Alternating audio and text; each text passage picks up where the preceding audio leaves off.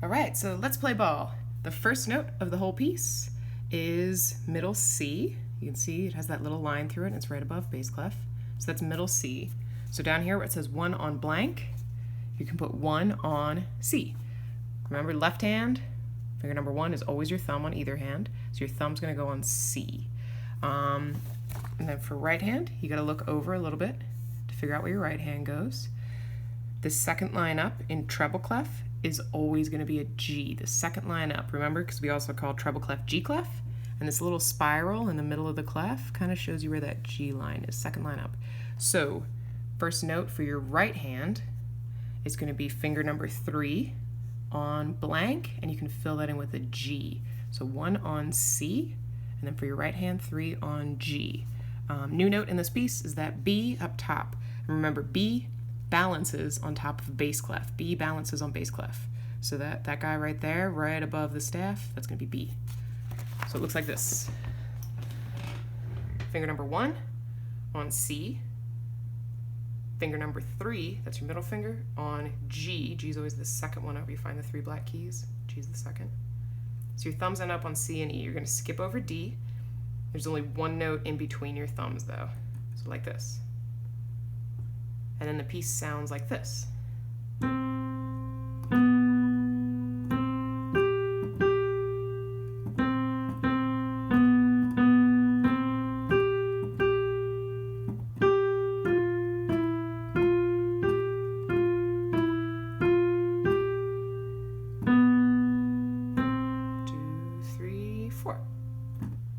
If you want to watch that again, you can slow it down too, if you want to see it slower. The next piece in the book is called Petite Minuet. This is page 47. Petite Minuet has a new time signature. We have 4/4 from our last few songs. Remember, that means there's 4 beats in a measure. 1, 2, 3, 4. 1, 2, 3, 4. Petite Minuet has a new time signature, which is 3/4. This means there's 3 beats in every measure, and just like usual, our quarter note gets 1 beat. You won't have to worry too much about the bottom number. So there's just 3 beats in a measure. If you look at the piece, you're going to see 1, 2, 3, 1, 2, 3, 1, 2, 3 in each measure. So let's check out where to put your hands for this. First note for your whole song, actually, first note for the left hand as well, is middle C. It has that little line through it. So down here it says 1 on blank, you can put a C. Don't forget, left hand is this guy. Finger number 1 is your thumb, so your thumb is going to play middle C. You look over to try to find something in treble clef, pops up here, it says new right hand position. This is a D. Remember, B balances above bass clef, and D dangles below treble clef.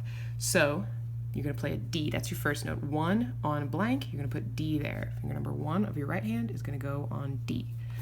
So, let me sit down. I'm going to put finger number 1 of our left hand on C. Set everybody else up. And for your right hand, finger number 1 is going to go on D, just right next to it. They're kind of like next door neighbors there. Set everybody else up. So your thumbs are right next door, C and D.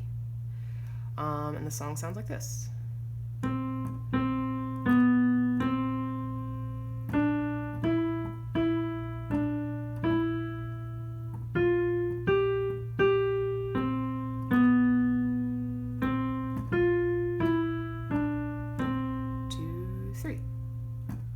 And again, if you want to see that again, you can always rewind. You can watch it more slowly, speed it up if you want. I don't know. All right. And then our next song that we haven't gotten to yet is called Rodeo. This is page, sorry, a little out of focus there, page 48, Rodeo. There's one new concept in this. We're going to learn A. So this was a C. We already know all about C. We're really good at that by now. B, again, B balances above bass clef. So the next note down is going to be A. You kind of go backwards through the alphabet as you go down. So let's check out where to put our hands. Bass clef, middle C, right? That's our first note. You can tell because of the little line, and it's right above it. So 1 on C. There's a little while before you get any notes for your right hand. Just keep looking over. There we go. And the third measure there is your first right hand note. And we know all about that. That second line up is always G. Every good boy does fine. Every good. So 3 on, you can fill in the blank there, G. So left hand, finger number 1 is going to go on C. Right hand, finger number 3 is going to go on G. So let's set up. This should actually be the same hand position as we used 2 songs ago in Let's Play Ball. So you're just going to skip over D.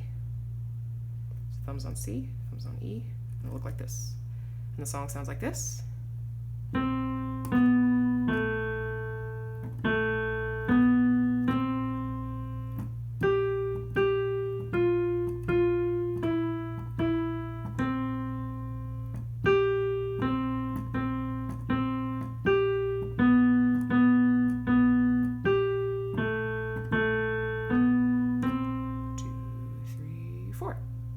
Awesome. I'll do one more song today. The next one in the book is Russian folk song. This is page 49, just the next page in the book, Russian folk song. This one does say quickly. Whenever you get a song that says that it's going to be quick or fast or however they phrase it, you always want to play it slowly first. It's going to be much harder to play a bunch of notes right after each other, so it's always easier to play it a little slowly. And then once you get comfortable with it slow, you speed it up later. So we actually get to start with our right hand, which we haven't done for a bit.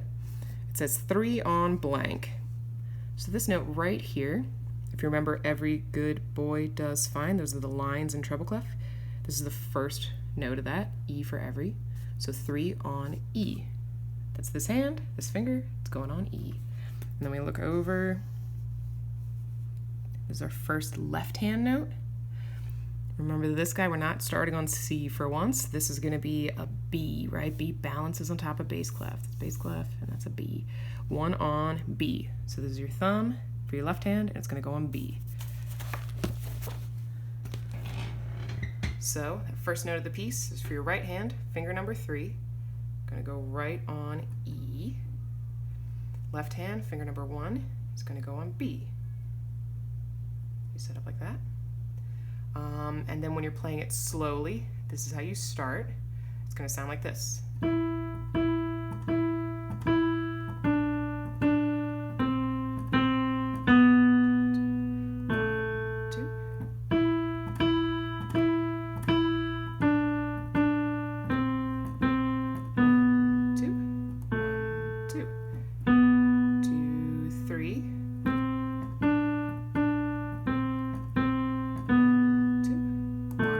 2. And then notice the piano symbol here. 2, 3.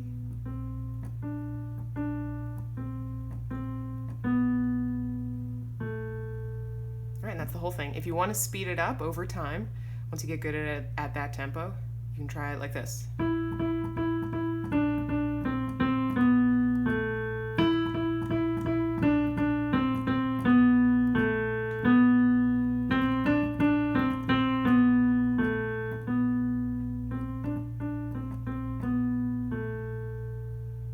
All right, you're all set for a while.